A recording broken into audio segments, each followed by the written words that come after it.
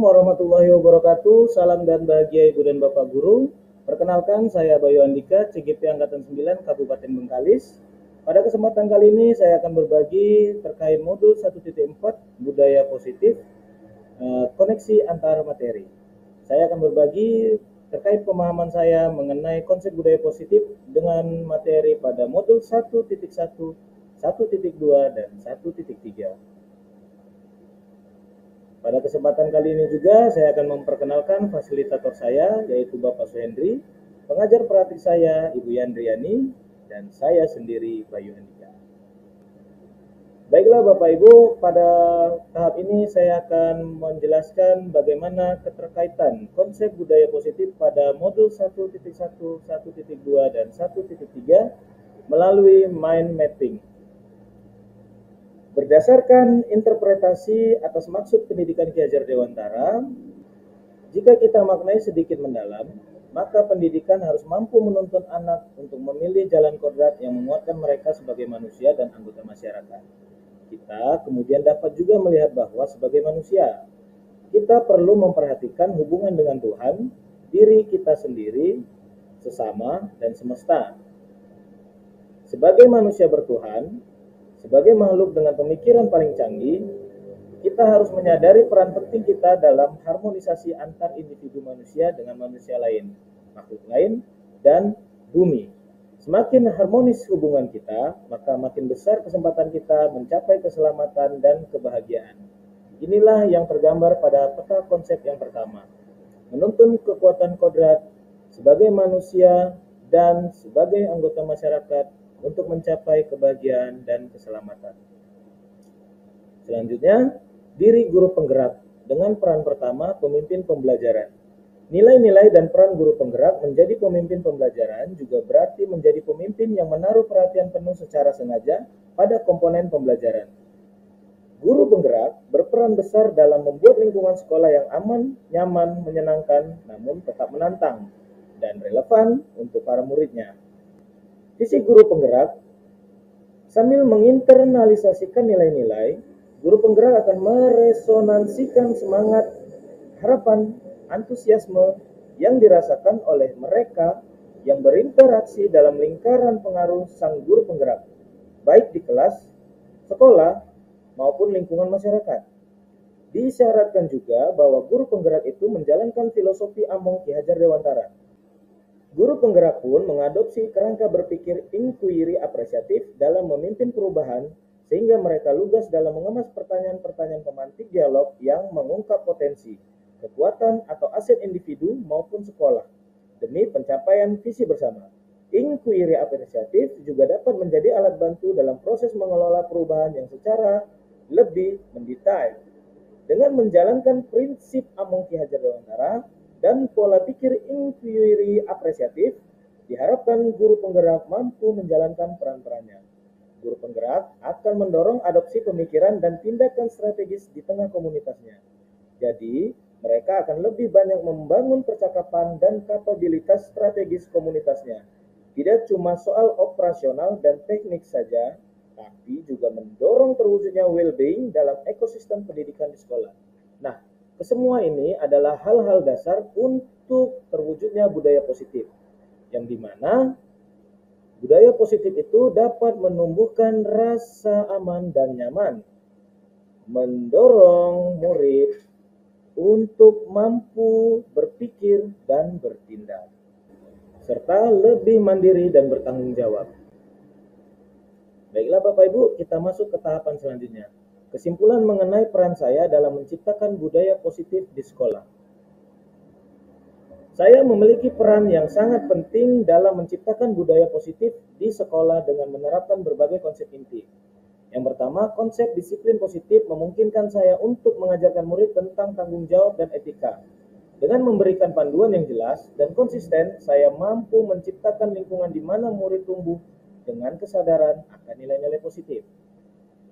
Bagian kedua, motivasi perilaku manusia melalui apresiasi yang tepat merupakan alat penting dalam membentuk perilaku murid. Saya dapat menggunakan metode ini untuk mendorong perilaku yang diinginkan dan menghindari perilaku yang tidak diinginkan. Bagian ketiga, Posisi kontrol restitusi memungkinkan guru untuk memahami tindakan saya. Dengan mengaitkan posisi kontrol manajer guru dapat membantu murid untuk memahami konsekuensi yang relevan. Saya membantu mereka memahami pentingnya tanggung jawab dan pilihan yang mereka buat. Keyakinan kelas atau sekolah dan segitiga restitusi berkaitan dengan membangun hubungan positif antar guru, siswa, dan orang tua. Ini menciptakan dukungan yang kuat untuk pendidikan dan memperkuat budaya positif di sekolah. Itu tadi bagian yang keempat. Selanjutnya kita lihat yang di bawah. Peran saya dalam menciptakan budaya positif di sekolah adalah sebagai penggerak utama yang menerapkan dan mempraktikkan konsep-konsep tersebut untuk membentuk siswa menjadi individu yang bertanggung jawab, disiplin, dan bermotivasi dalam mencapai potensi terbaik mereka. Sebuah refleksi dari pemahaman saya atas keseluruhan materi modul budaya positif ini. Dalam membuat refleksi dari pemahaman saya atas keseluruhan materi modul budaya positif ini, saya akan menggunakan model refleksi 4F, yaitu fakta atau peristiwa, feelings atau perasaan, findings atau pembelajaran, future atau penerapan. Model 4F yang dikembangkan oleh Dr. Roger Greenway pada tahun 1991 merupakan model pertanyaan yang bisa kita gunakan untuk memaknai pengalaman yang sudah pernah kita rasakan sebelumnya. Pertama, peristiwa. Saya akan memaparkan objektivitas berdasarkan pengalaman nyata atas apa yang sejauh ini telah saya alami.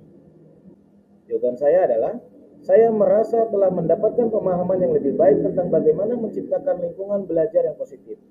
Saya menemukan bahwa konsep-konsep seperti disiplin positif, teori motivasi, hukuman dan penghargaan, serta segitiga restitusi sangat relevan dan bermanfaat. Hal yang menarik bagi saya adalah pemahaman lebih mendalam tentang bagaimana mengelola kelas dan berinteraksi dengan siswa dengan pendekatan yang lebih positif dan inklusif. Selama mempelajari modul 1.4, saya telah memahami budaya positif yang dijabarkan dalam beberapa bagian, yaitu disiplin positif. Ki Hajar Dewantara menyatakan bahwa untuk mencapai kemerdekaan atau dalam konteks pendidikan kita saat ini, untuk menciptakan murid yang merdeka, syarat utamanya adalah harus ada disiplin yang kuat. Disiplin yang dimaksud adalah disiplin diri yang memiliki motivasi internal. Jika kita tidak memiliki motivasi internal, maka kita memerlukan pihak lain untuk mendisiplinkan kita atau motivasi eksternal, karena berasal dari luar, bukan dari dalam diri kita sendiri. Dengan disiplin positif, maka murid akan terbiasa dan senantiasa menerapkan nilai-nilai kebajikan dalam kehidupannya sehari-hari. Nilai-nilai kebajikan adalah sifat-sifat positif manusia yang merupakan tujuan mulia yang ingin dicapai setiap individu. Pada bagian B, posisi kontrol. Posisi kontrol yang ideal adalah manajer. Meskipun tidak dapat dipungkiri sebagai guru, terkadang posisi kontrol yang lain pernah saya gunakan. Sebagai manajer, seseorang dapat memposisikan dirinya sebagai penuntun murid untuk bisa memahami kesalahannya dan latar belakang dia bertindak. Selanjutnya, guru mengedepankan pendekatan reflektif sehingga murid bisa membuat sebuah perubahan positif agar kesalahan tersebut tidak terulang dan murid menjadi pribadi yang lebih disiplin, mandiri, percaya diri, dan tanggung jawab pada dirinya sendiri. Bagian C, teori motivasi, hukuman, penghargaan. Tindakan yang dilakukan seseorang merupakan dorongan naluriah yang berasal dari dalam dirinya dan sebagian lagi dari pihak luar. Motivasi harusnya sebuah hasrat untuk menjadi seperti yang kita impikan dan penghargaan bagi diri sendiri, bukan untuk menghindari hukuman atau sekedar mendapatkan pujian dan penghargaan. D. Teori kontrol. Pada dasarnya, kita sendirilah yang memiliki daya untuk memanajemen diri, bukan pihak luar. Kita yang harus memperjuangkan apa yang menjadi impian dan mempertahankan yang sudah diraih. Artinya, tidak ada pihak lain yang berhak merebut, merampas, mengambil dengan paksa sesuatu yang berharga yang telah kita miliki. Artinya, tidak ada pihak lain yang berhak merebut, merampas, atau mengambil dengan paksa sesuatu yang berharga yang telah kita miliki. E. Kebutuhan dasar manusia. Dalam menjalankan kehidupannya, manusia tidak bisa terlepas dari kebutuhan dasarnya. Di antaranya adalah 1. Bertahan hidup. Kebutuhan manusia mempertahankan kehidupannya dengan cara menciptakan kondisi yang aman bagi fisik maupun jasmaninya. 2. Kasih sayang dan rasa diterima. yaitu manusia akan senantiasa membutuhkan orang lain untuk bertahan hidup, sehingga kasih sayang dan penerimaan dari pihak lain sangat diperlukan untuk bisa menjalani kehidupan tanpa ada pengucilan dan penolakan. 3. Kebebasan. Menjadi sebuah hal mutlak karena dengan kebebasan manusia bisa beraktivitas untuk memenuhi kebutuhannya. 4. Kesenangan. Tekanan dan permasalahan yang dialami manusia begitu beragam dan akan senantiasa ada. Oleh sebab itu, kebutuhan akan rasa senang sangat diperlukan supaya tidak terjadi kejenuhan yang berakibat buruk. Menjalankan hobi merupakan salah satu hal untuk menciptakan kesenangan.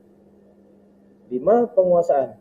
Kemampuan atau keahlian dalam berkarya dan mencipta dibutuhkan manusia sehingga dirinya mendapatkan pengakuan atas kemampuannya. Setelah mempelajari modul 1.4 ini, saya perlahan mulai mengerti bagaimana sekolah dapat menjadi ruang yang bersahabat dan nyaman bagi murid untuk berkembang baik secara individu maupun kelompok. Sekolah harus menyusun visi yang jelas bagi murid sebagai acuan dalam mengembangkan program-program sekolah. Peraturan sekolah harus dimulai dari menyepakati bersama keyakinan-keyakinan kelas atau sekolah. Penanganan murid yang bermasalah harus sebisa mungkin menggunakan pendekatan kontrol sebagai manajer, dengan harapan kepercayaan diri murid tidak hilang dan mereka mampu memperbaiki kesalahannya sehingga siap untuk fokus dan maksimal dalam belajar.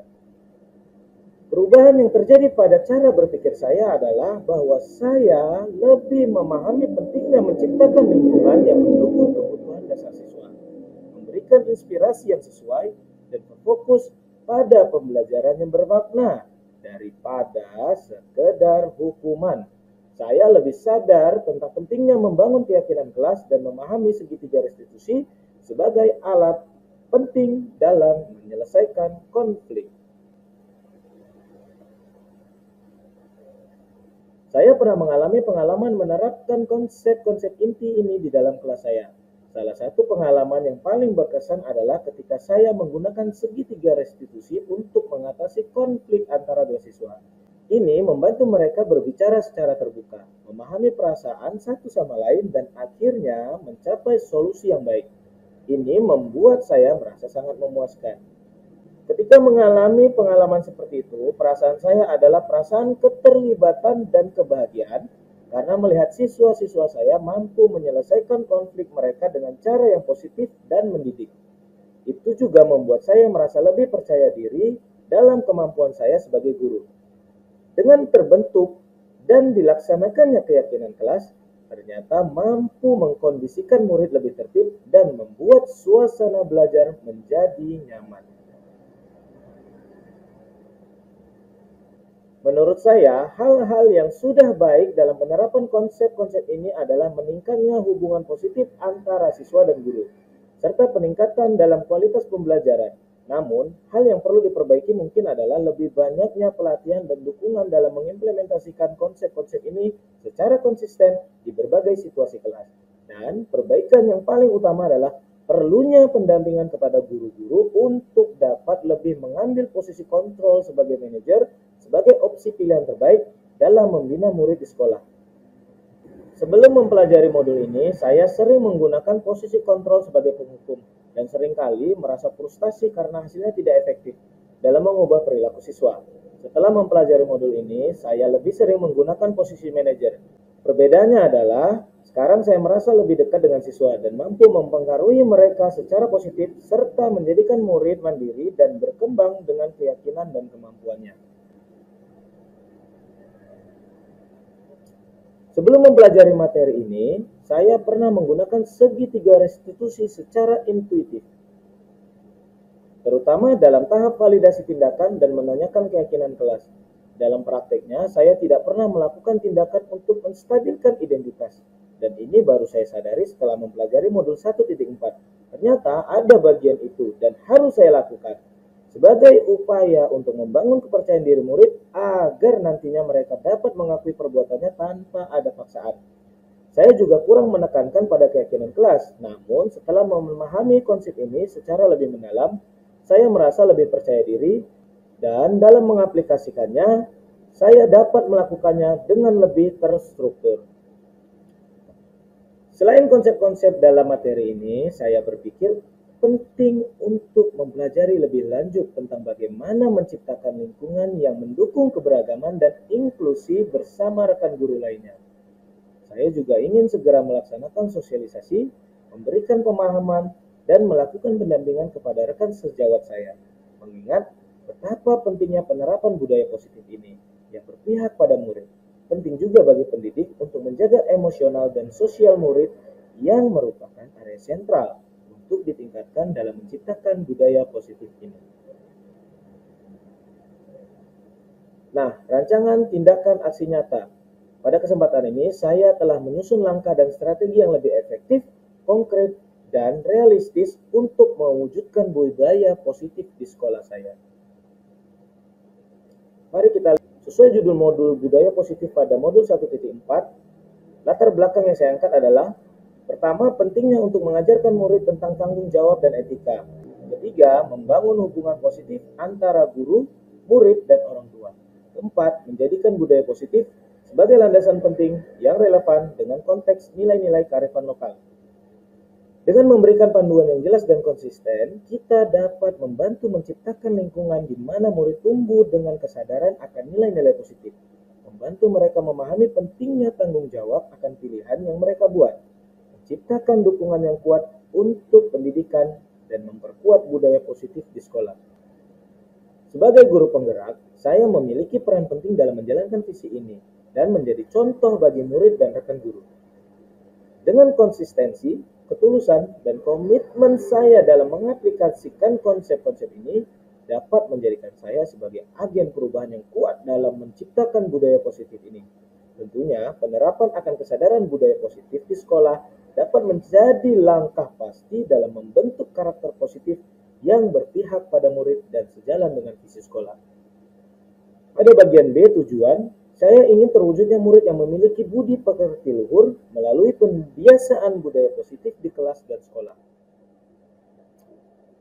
Pada bagian C, tolak ukur, itu dapat terlihat nantinya ketika tingkat kehadiran yang lebih baik.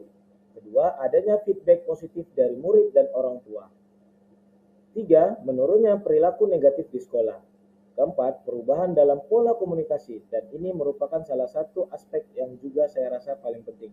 Jika pola komunikasi di antara murid, guru, dan staf sekolah berubah menjadi yang lebih terbuka, inklusif, dan mendukung, ini bisa menjadi tanda bahwa budaya sekolah telah berubah ke arah yang benar sesuai dengan visi sekolah. Masuk pada bagian D, lini masa tindakan yang akan dilakukan. Pertama, saya akan mengimplementasikan budaya positif di sekolah bersama pimpinan dan rekan sejawat melalui diseminasi. Jadi, setelah melaksanakan diseminasi, saya akan berkoordinasi dengan rekan sejawat untuk melakukan sosialisasi tentang budaya positif di sekolah. Selanjutnya, membantu rekan sejawat membuat keyakinan kelas sebagai budaya positif di sekolah. Keempat, saya akan membuat poster sebagai alat penyebaran informasi melalui media sosial dan melakukan evaluasi berupa tinjauan ulang terkait disiplin positif dari waktu ke waktu. Dukungan yang saya butuhkan adalah kolaborasi dengan seluruh warga sekolah dalam mengimplementasikan budaya positif di sekolah tentunya. Baiklah Bapak dan Ibu Guru, terima kasih atas perhatiannya. Saya Bayu Andika, CGP Angkatan 9 Kabupaten Bengkalis, mengucapkan terima kasih atas perhatiannya. Assalamualaikum warahmatullahi wabarakatuh.